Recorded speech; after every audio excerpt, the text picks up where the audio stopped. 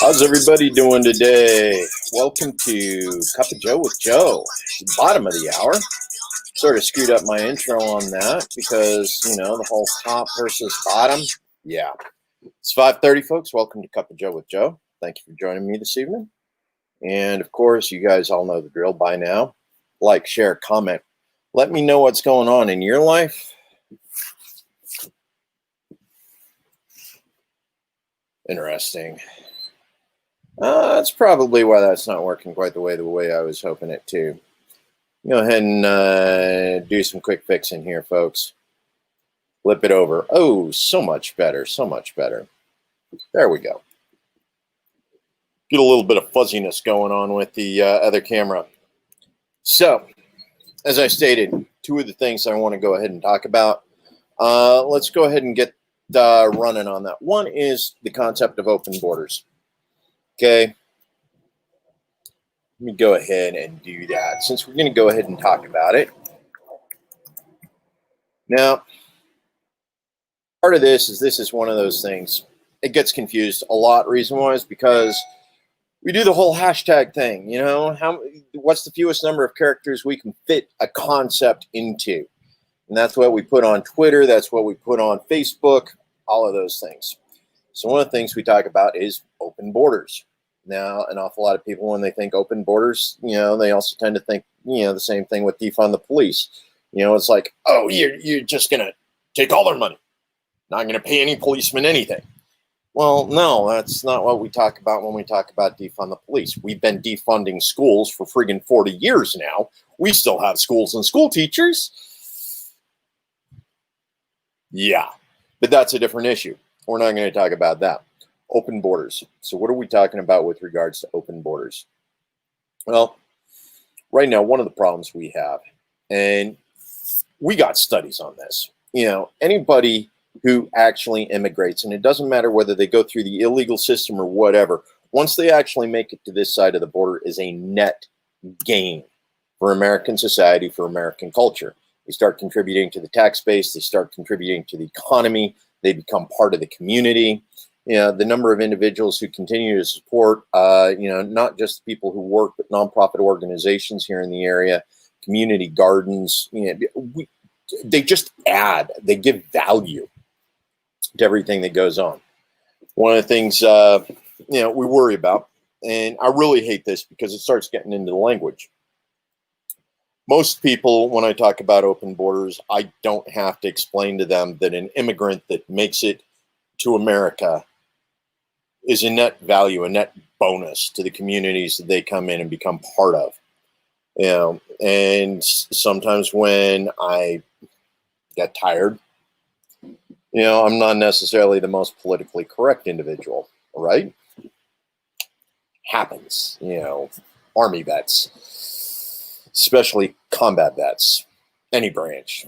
Yeah, we tend to forget some of our political correctness at times, despite how often certain individuals continue to beat it into my head that yes, you must be politically correct.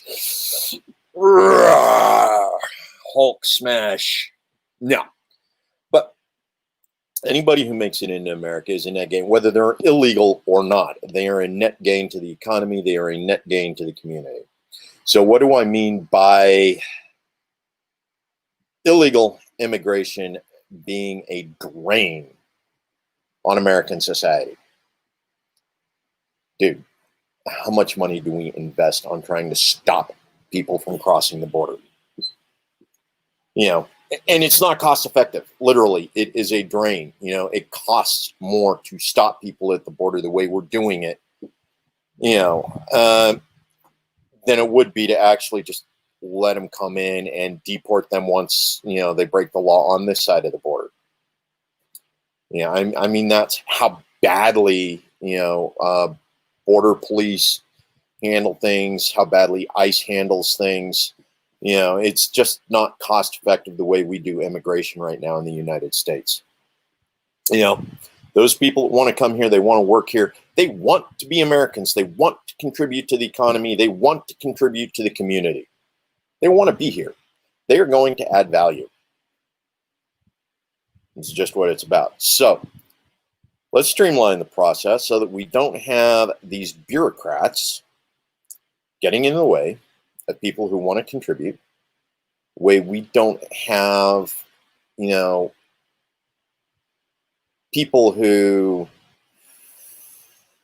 are able to exploit those people who want to come to America. That's one of the problems we actually have with an awful lot of our cross-border traffic, especially along Mexico. It is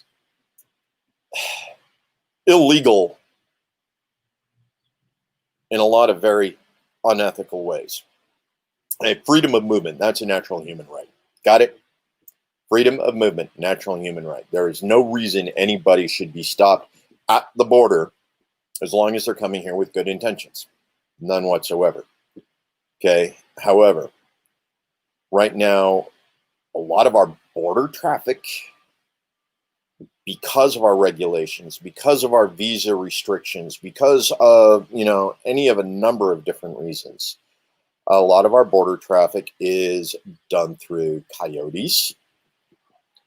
They're bringing people across. They're charging them exorbitant amounts of money and then abandoning them where they're likely to die as a result of, this unethical behavior.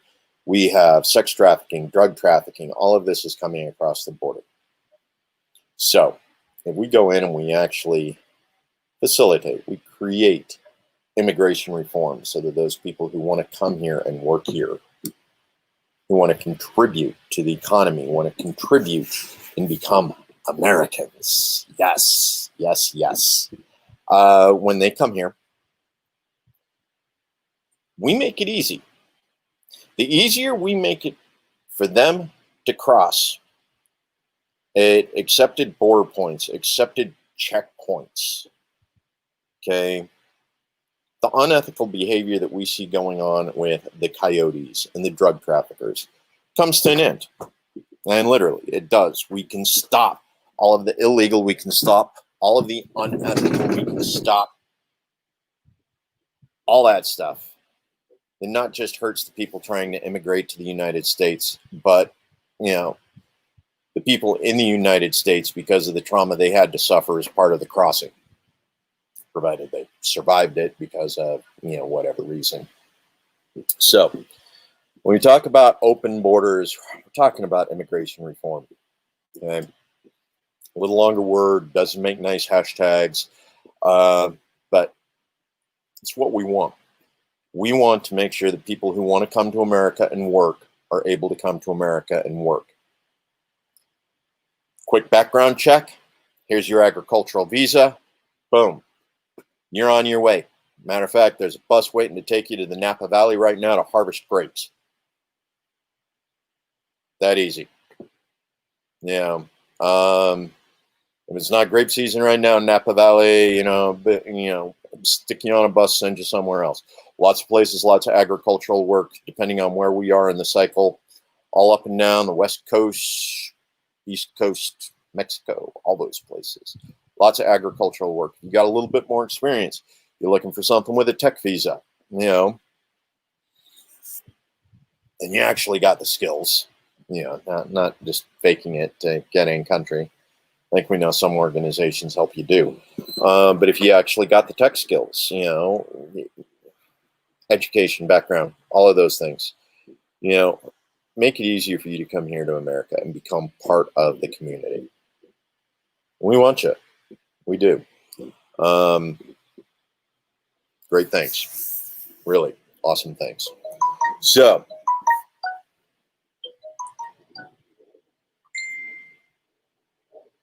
let's go ahead and take a look at what else we got going on. So,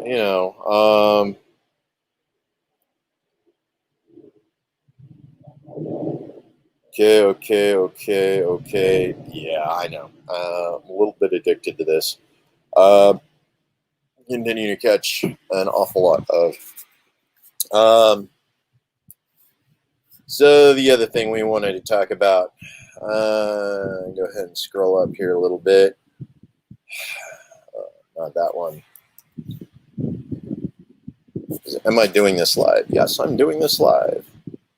Not that one. Bottom of the hour. Okay. Okay. Open borders and, of course, police reform. Now, again, police reform. Let's go ahead and put that up. And, this also comes with, yeah, thank you, Michelle. Absolutely. Absolutely. Vote, make a plan. Definitely. Pretty much see who you're voting for Senate. I'm looking at Natalie myself, but we all got different reasons for voting for different individuals. Paulette is definitely a very good choice. Good for you to doing the research and making sure that you get your vote in. It's what it's all about this time of year, right? It's about participation. It's about being part of the machine, part of democracy, getting out and making your vote count so that you can make positive changes in your community. Thank you, Michelle. So let's head on back. And now that we're done talking about open borders and the importance of immigration reform, because we need it, folks. We need to stop spending all of that money at the border, harassing people who just want to come here and be citizens. So, police reform. And tell you what, I'm going to go ahead and include the hashtag that usually comes with that.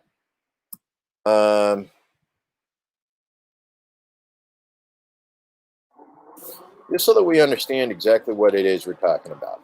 Okay, police reform / defund the police. Defund, not defend. Two completely different words there.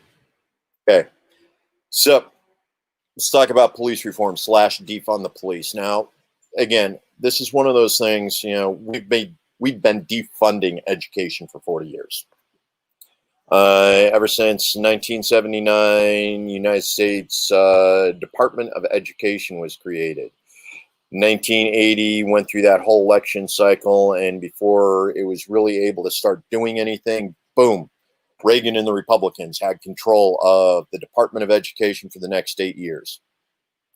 And what has it done for us since then? No Child Left Behind, which has left every child behind. 1,000 Points of Light, Common Core, a number of these blanket policies that they decided everybody needs to do. Not every community needs to do that.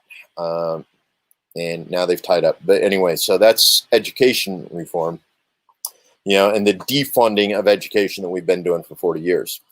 If we were to defund the police for the next 40 years, the same way we've been defunding education for the last 40 years, we would still have police. Yes, we would.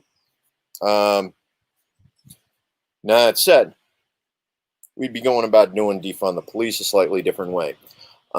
Reason why is because defund education actually creates a school to prison pipeline. Yes, it does. Don't deny it. It's proven. Every school you shut down requires that you build 2 prisons to replace it. We know that. Well established. Yep.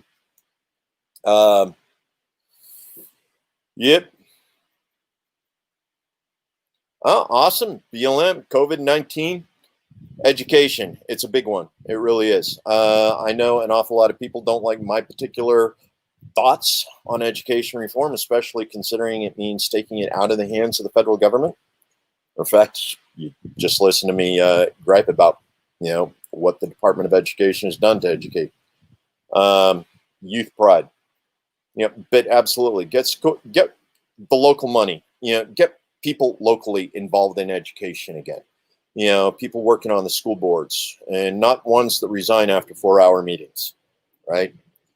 I'm not sure which school district did that, but yes. But as far as defund the police goes, part of that is we take away some of the missions.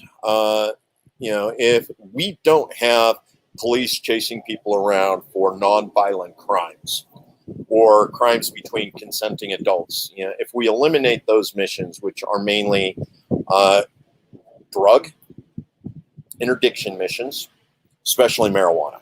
You know, we understand that right now 20% of Idaho's prison population is in on their first rider or on their first charge, and another 40% are in on probation violations related to self-medication. And yes, I'm going to call it self-medication because it's trauma that's caused the addiction. Trauma was the gateway. Prison created trauma. What put them in prison in the first place created trauma. This is self-medication for trauma. And 90% of these cases that get people put back in prison right after they get out. Probation, all of those things. Yeah, so let's talk about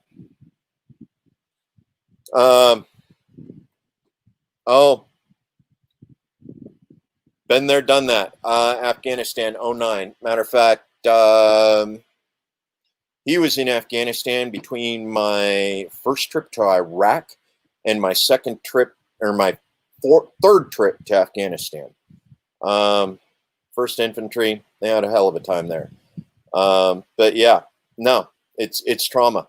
And that's one of the other things I want to talk about, PTSD, especially if we go back to the immigration issue, because right now, immigration, deported veterans, it's a big issue for me. I've talked about it before. Dan Lopez, one of my friends, does an awful lot of work with relationship to deported veterans. You know, a lot of those deported veterans come in. They come back from war with trauma, with post-traumatic stress injury.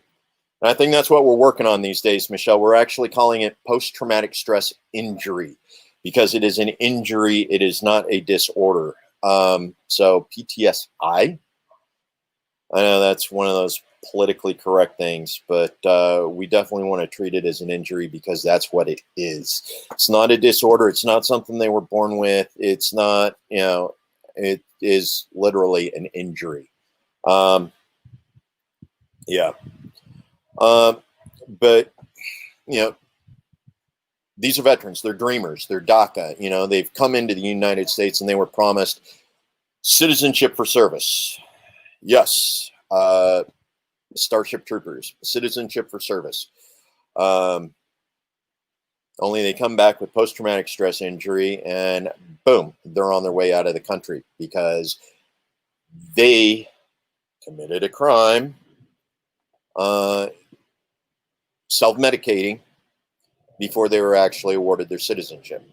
And some of these dreamers, you know, they were born somewhere else, but they only remember living in America. You know, and next thing you know, boom, they're on their way out.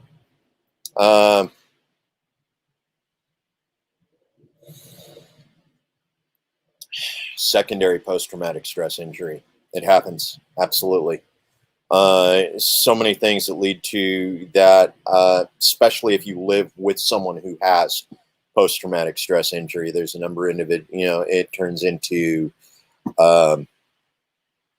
abuse, hyper-awareness. They somehow manage to imprint their psychological trauma onto you if you spend an awful lot of time in close proximity to them. Yeah, so secondhand post-traumatic stress injury. It's real. Yeah, it's tough. But so that goes back to that issue. But that's another part of that immigration, police, school to pipeline, you know, veteran to prison pipeline.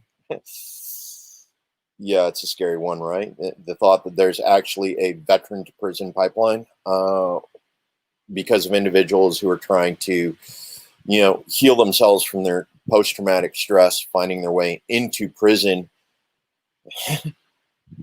because somebody has decided that their particular form of medication is illegal in the United States.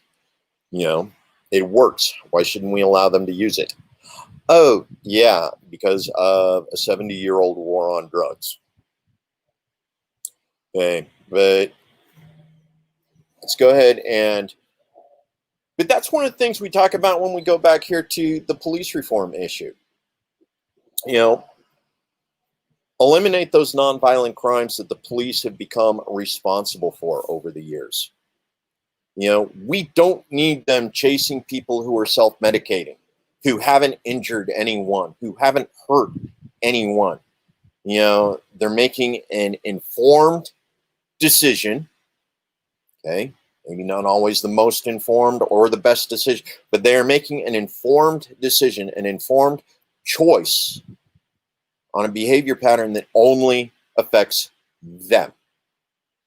You know, they're not being violent. You know, they're not committing burglaries yet.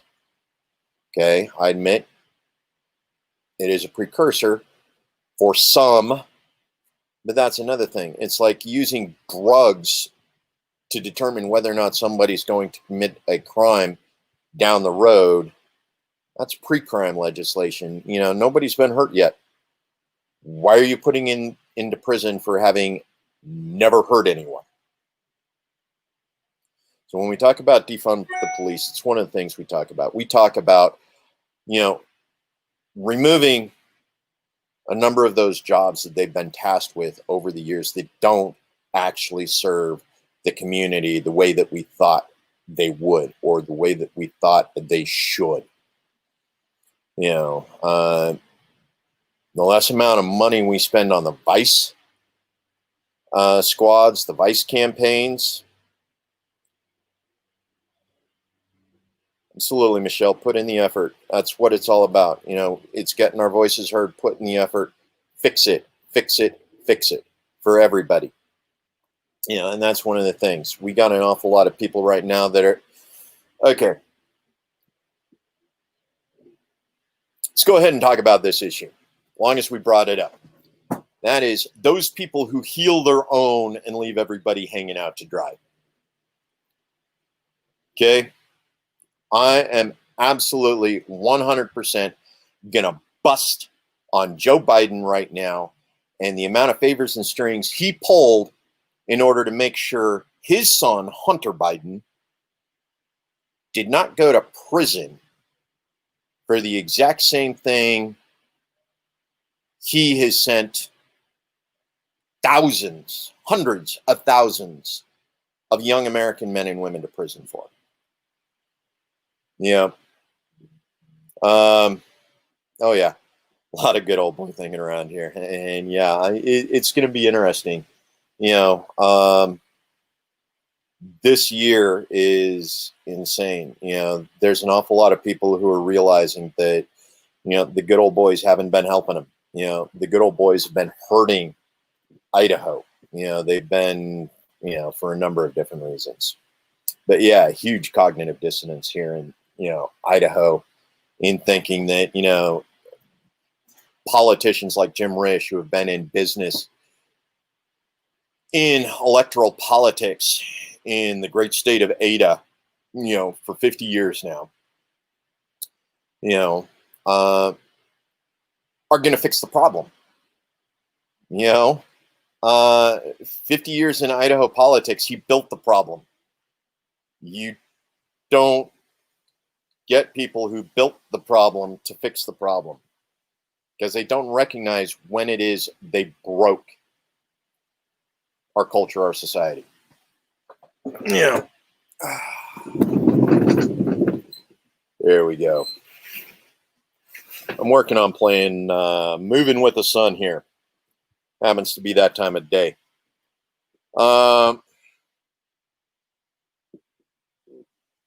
Yeah. Pardon for Friends. 8B. That's Boise? No, Boise's 2B. Yeah, you'd think by now I'd understand that, you know, there are 8B counties. Yeah, 8B. That one's, yeah. Bonner. Yes. Bonner.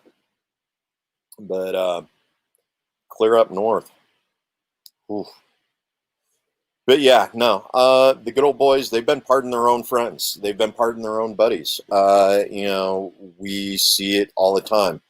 You know, yeah, they got out of prison. They made good. They found themselves in a position where they were able to continue to make money and contribute heavily to certain campaigns. You know, but it's one of those, not everybody has the connections, the family that allows them to get out of prison and become immediately successful afterwards. Oh, Bonneville. Bonneville. So many bees. So many bees. But yeah. Oh, now you're going to make me look it up.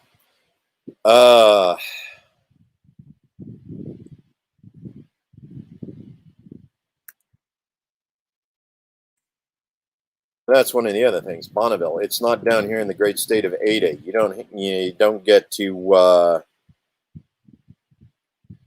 really do the networking that gets you those pardons. Oh, you're over on the other side. You are Congressional District 2. Sorry, I'm not on your ballot. But glad you're talking to me. The fact that I am not on your ballot should not change the fact that one of the things I want to do is I want to be able to represent all of Idaho, not just Congressional District 1, but all of Idaho. Yeah, that is sort of the district over there, isn't it? You got two kinds of populations. The ones that's just across, from the great holy city of Salt Lake, and you got the reservation. That in between the two, yeah. Oh, good. Tell them to vote for me. No, but serious. Just be an informed voter. I understand there's an awful lot of people not quite ready for everything I want to do. And it's Congress. There are an awful lot of things I feel need to happen on day one. It's Congress. Yeah. Mixed heritage. I got nieces and nephews, mixed heritage. It's really awkward being a mixed heritage here in the state of Idaho.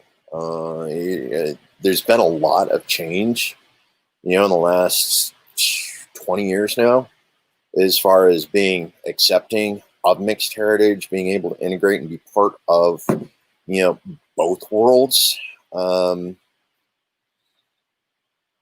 One of my friends, Ty Simpson, does an awful lot of talking about mixed heritage and the lens of living through, multiple cultures, trying to live in white Idaho while you have indigenous heritage and black heritage and trying to find that balance. But Ty Simpson's got a lot of great talks that she does on those, multicultural, the lens that we see life through, and being able to respect the lenses of other people and other cultures and the lives that they live. So I've been taking a lot of cues from her lately as far as being able to step back and go, okay, I need you.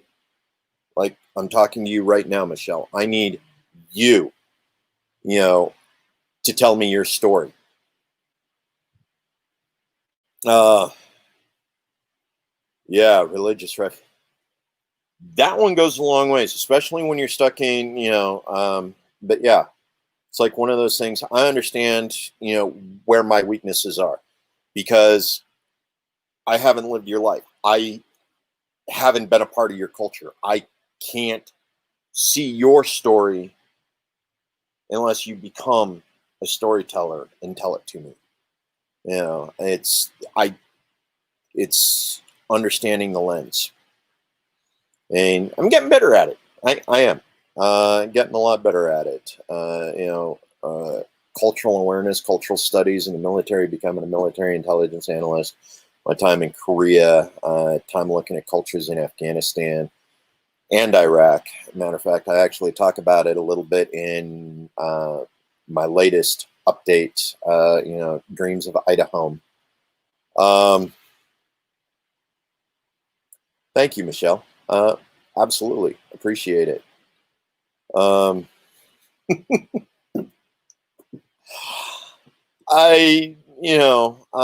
religious refugees. There's always something a little bit about them, that made them religious refugees. The freedom of religion that we practice so very religiously. Yes, here in the state of Idaho, we actually have an awful lot of religious practices that are a little bit out of sync with the rest of America. Kind of a little out of sync with Boise. But as long as you're not hurting anyone, be as weird as you like. Just don't hurt anyone, right? But yeah, defund the police. It's not about defunding the police. It's about police reform. It's about justice reform. It's about making sure that we stop creating these situations where racism is allowed to flourish because we give somebody the power to disrupt somebody's life over something that's a personal choice, about self-medication or about trauma. We talk about it constantly, and Idaho is one of those that's particularly bad, especially with regards to indigenous peoples. Our Latin and our indigenous populations in Idaho prisons is excessively represented. We have our quantities of drug-related crimes in Idaho prisons where indigenous and Latin people represent a larger portion than the actual demographic of the state of Idaho. So it becomes obvious, that this bias, we do have systemic racist bias, yes, bigotry, in the way the police officers and the vice squads execute, their search warrants, how they decide to target individuals. If they're minding their own business, smoking a little weed, no, we need to let it go.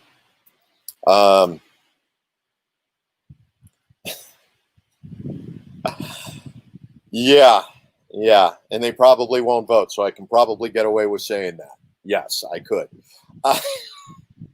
Because they don't participate in our world. They still want generational culture, absolutely, and the religious influence over generational cultures, the way select individuals,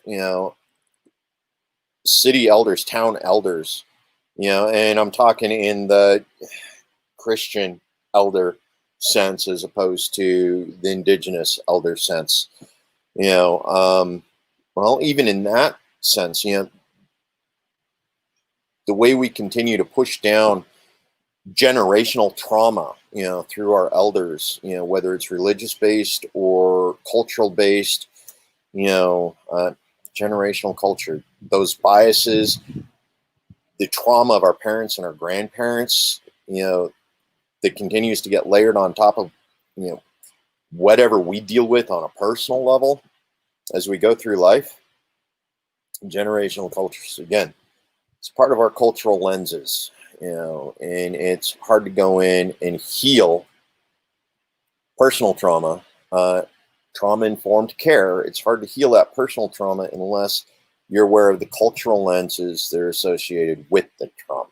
And again, I'm going to pay homage to Ty Simpson, on that, because that's one of the things she practices an awful lot in informed trauma. Trauma-informed care is actually being able to address those cultural relationships so that there's a common bond. Yep, yep, yep. Every culture, it's an infection. It really is. Corruption is an infection. And it's an infection that comes with an addiction to the state. Okay, yeah, I may have sounded a little bit anarchist there, but it's one of the reasons why most libertarians pursue the minarchist, the smallest government that we can possibly exist within. The smaller the government, the better we're able to control the corruption. And like right now, government's big, it's huge. And we keep running into problems. We go to the town elder, we go to the city mayor, and we say, we need you to fix this. But they point to the state house and say, the problem's there. Well, city council and the city mayor could fix the problem if they really wanted to, but they don't want to. So we start playing the blame game. Yeah. Pirates and Care Bears. Absolutely, Michelle. But yeah. So you follow the money, and we all know where the money ends up. But the thing is if we can reduce the size of our government, so that the people are able to once again control their lives, we'll be able to fix a significant amount of that is broken here in America, simply because we reduce that petri dish that allows corruption to thrive. We reduce, the available space in government, for those people to use their authority unwisely.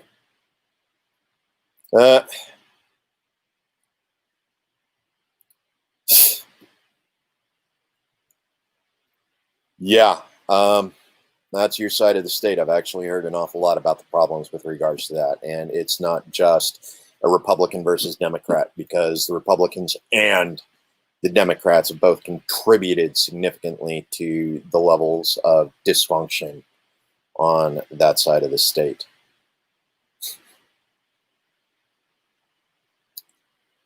Yep. But yeah, it's awareness. It's about persistence. It's getting in there, day after day, getting other people who have suffered from that corruption, until you actually have enough influence, to create the change. It's slow. It's time consuming. It's painful. Especially when so much of the population, so much of your community wants to stay blind to what's going on in an awful lot of those situations. I really do wish you luck, Michelle. It's tough over there. I know, because the corruption develops in church pews, in Eastern Idaho. It's not where the money is. It's who you sit next to in church. Yeah, there's a reason why Idaho created sunshine laws and open door, open meeting policies. There shouldn't be a closed door meeting of any government officials in the state of Idaho. There shouldn't be. There should be nothing they need to fear. There should be, they were elected to represent the people. Why are they hiding behind closed doors with, developers and organizations?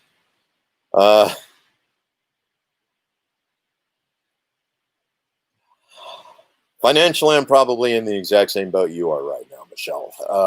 Looking for bail money. But yeah. Stay busy. Stay alert. Keep looking for more people to help you out. Okay. We're at 40 minutes. I already went 10 over on my usual Wednesday. And thank you, Michelle. Thank you for being very much a part of this conversation. You know, I don't get this sort of interactive feedback often enough, and it's awesome getting an opportunity to talk with my constituents. You know, even though you are in a different district, you know, let your family know. You know, we want to fix things. We do. And some of the changes need to be drastic if we're going to fix them. So, no, you're good, Michelle. Just every so often, I need to pay attention to my own time constraints, because otherwise I'll be talking for hours. You know, if Jimmy Rhodes ever gets his published, I spent 4 hours one night talking to him about exactly all of these things. You know, so every so often I do have to be a little bit aware. I got to go to the garden tonight. We've been, yeah, for those of you who aren't familiar, I'm going to go ahead and take about 5 minutes here and talk about my garden.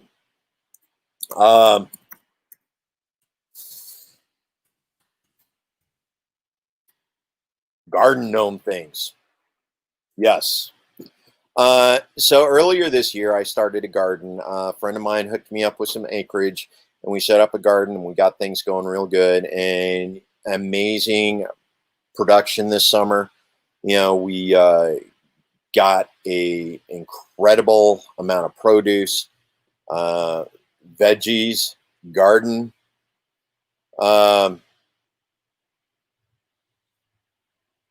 You know, tomatoes, the peppers.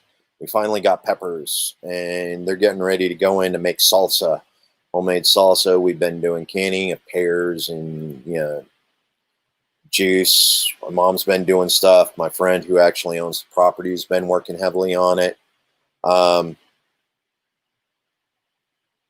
Green Arts for Gardens. Yes. Grow, grow green.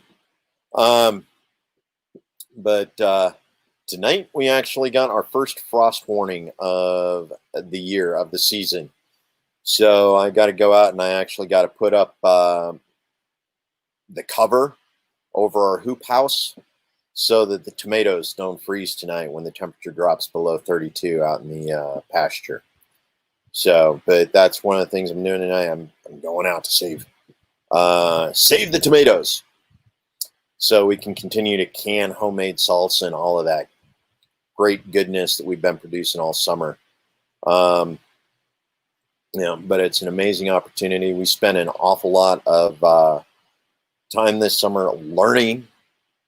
You know, we did good. We had some amazing production this year.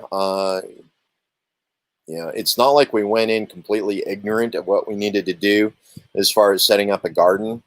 But at the same time, we still learned a lot. You know, even a relatively steep learning curve, we learned a lot. So we're getting ready, gonna try and keep the hoop house up for about another month. Make sure that we get at least another 30 to 40 days of tomatoes for our salsa and canned tomatoes, and keep our peppers going. You know, continue to harvest them for salsa because we like salsa. Yes, we do. But yeah, so I'm headed back over to the garden here shortly, right after this, to make sure we got a couple more days of tomato harvesting. So, but thank you again, Michelle, for being part of this evening. Everybody else who's been involved, you know, follow, pay attention to what's going on, like, share, comment, tell your friends and family about me. You know, because whatever happens, I'm going to keep doing this. You know, whatever happens November 3rd, this is the resistance. It is. It's about friends, family, and community. As long as we got those three things, we can make anything happen. We can make change happen, real change for your community. Love y'all. Peace. See you tomorrow night.